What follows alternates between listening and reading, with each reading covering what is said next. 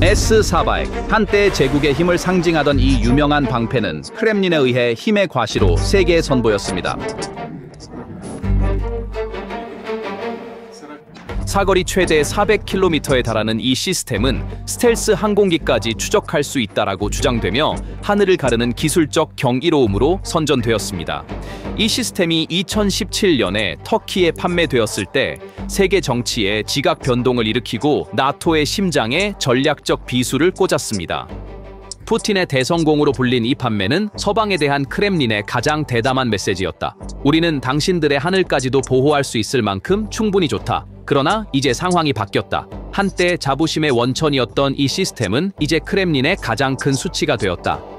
모스크바는 앙카라의 문을 두드리며 속삭일 수밖에 없었습니다. 우리가 당신에게 판매한 미사일을 되찾고 싶습니다. 이것은 단순한 거래가 아니라 군사적 패배, 기술적 파산, 그리고 우리 시대의 가장 큰 전략적 후퇴 중 하나를 공개적으로 인정하는 것입니다. 그리고 이 극적인 단절 뒤에는 우크라이나에 매우 영리하게 설계된 비대칭적이고 매우 정확한 공격이 있습니다.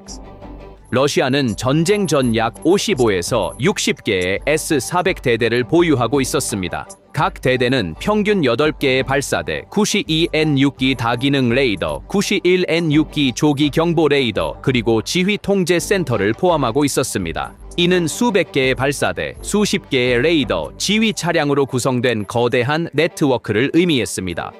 이론적으로 이 구조는 세계에서 가장 밀집되고 통합된 방공망 중 하나를 형성했습니다. 제한된 자원에도 불구하고 우크라이나는 S-400을 목표로 삼아 체계적인 사냥을 시작했습니다.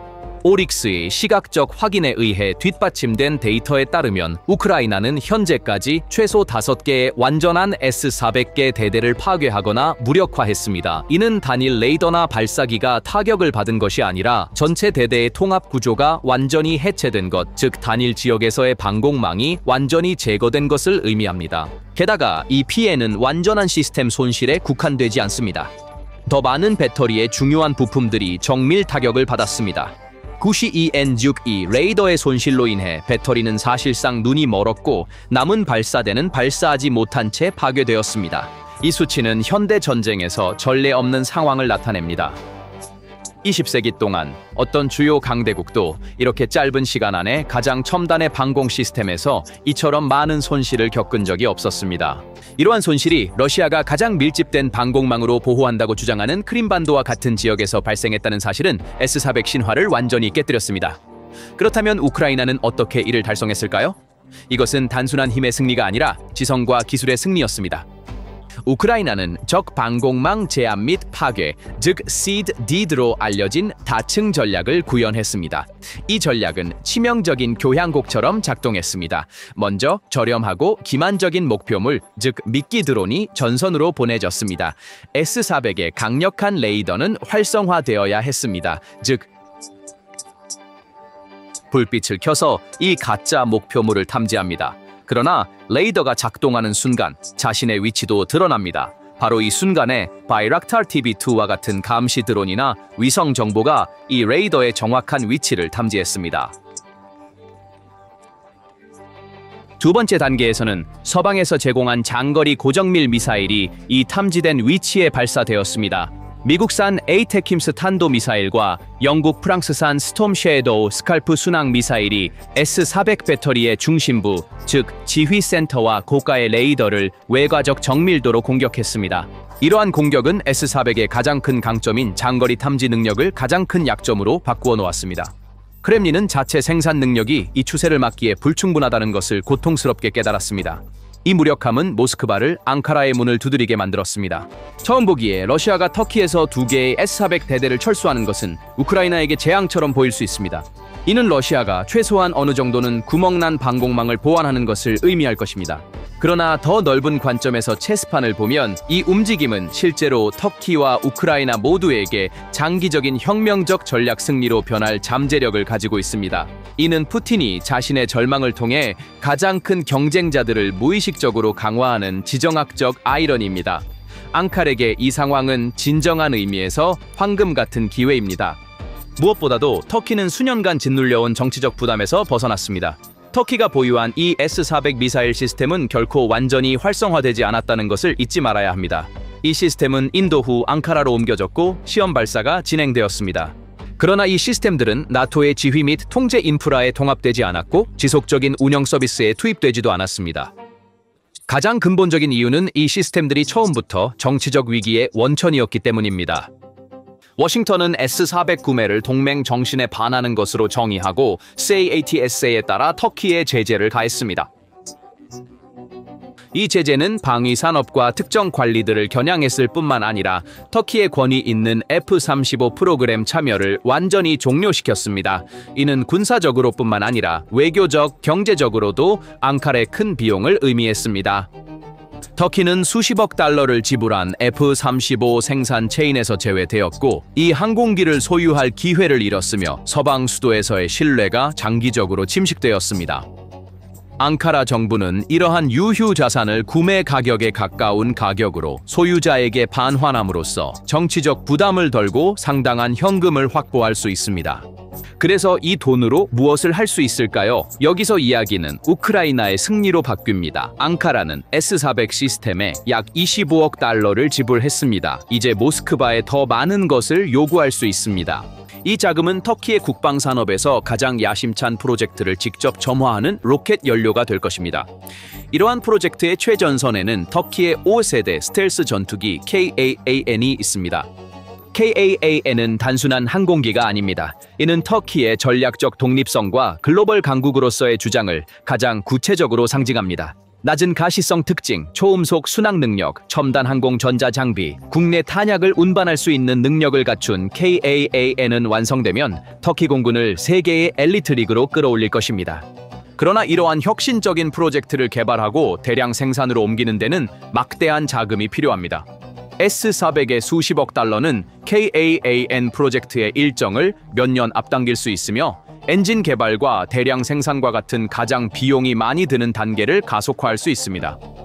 터키는 러시아로부터 획득한 무기로 인해 F-35 프로젝트의 손실로 생긴 공백을 자체 국산 항공기로 채울 것입니다. 이는 전략적 기동의 교과서적인 사례입니다. 한편 이 방정식에서 가장 놀랍고 아마도 가장 아이러니한 부분은 우크라이나의 이익입니다. 네, 단기적으로 러시아는 2개의 S-400 배터리를 되찾아 서류상으로는 재고를 강화할 것입니다. 그러나 이것은 더 이상 우크라이나에게 두려움의 요소가 아닙니다. 왜냐하면 키예프는 지난 2년 동안 S-400의 레이더, 지휘센터, 발사대를 파괴하는 모든 방법을 반복적으로 시험하고 개발하며 완성했기 때문입니다. 이 시스템들을 제거하는 것은 더 이상 우크라이나 군대에게 거대한 전략적 문제가 아닙니다. 이제는 관리 가능한 전술적 과제가 되었습니다. 진정한 이득은 전장보다 훨씬 넓은 차원, 즉 전략적 파트너십과 장기적인 이점의 영역에 있습니다. 이 협정은 전쟁 초기부터 존재해온 튼튼한 터키-우크라이나 전략적 파트너십을 새로운 수준으로 끌어올립니다. 우크라이나 하늘에서 바이락타르 TB2 드론이 만든 전설, 키예프에 설립된 바이카르 공장과 우크라이나 해군을 위한 터키 M1GM 코르벳 건설은 이미 두 나라의 군사적 운명을 함께 묶어놓았습니다. 그러나 앙카라가 S-400을 러시아에 다시 판매함으로써 이 관계는 더욱 지리정치적 동맹으로 변모하고 있습니다. 이 판매 수익의 일부가 우크라이나와의 공동 방위 프로젝트로 이전될 것을 상상하는 것은 매우 현실적입니다. 예를 들어 우크라이나의 바이카르 공장의 생산 능력을 증가시키고 신세대 아킨지 무인기와 키질엘마제트 무인기 프로그램에서 공동 생산과 기술 공유를 가속화할 수 있습니다. 사실 터키의 탄약, 센서 및 레이더 기술의 우크라이나 이전은 키예프의 방공 통합을, 그러나 우크라이나에게 진정한 큰 상은 이 이야기의 끝에 숨겨져 있는 KAAN 전투기입니다. 터키의 5세대 전투기 프로젝트 KAAN은 이번 판매 덕분에 탄력을 받을 수 있습니다. 앙카라는 이 수익을 엔진 통합, ASA 레이더 테스트 및 양산 라인의 자금을 조달하는 데 사용할 수 있습니다. 따라서 KAAN은 계획보다 훨씬 일찍 서비스에 들어갈 수 있습니다. 이 경우 우크라이나는 KAAN의 첫 수출 고객 중 하나가 될 수 있습니다. 이 가능성은 더 이상 먼 환상이 아니라 군사적 및 정치적으로 점점 현실적인 선택이 되고 있습니다. 우크라이나 공군의 재고에 들어가는 5세대 스텔스 전투기는 공중 우세의 방정식을 바꿀 뿐만 아니라 전쟁의 전반적인 경과에도 극적으로 영향을 미칠 것입니다. KAAN은 S-400과 같은 러시아 시스템조차 극복할 수 있는 플랫폼으로 설계되었기 때문에 낮은 레이더 신호, 첨단 전자전 능력, 네트워크 중심 전쟁 능력을 갖춘 이 항공기가 우크라이나 하늘을 순찰하면 크림반도의 러시아 공군 기지, 돈바스의 보급선, 심지어 러시아 내 전략적 목표까지 지속적으로 위협할 것입니다.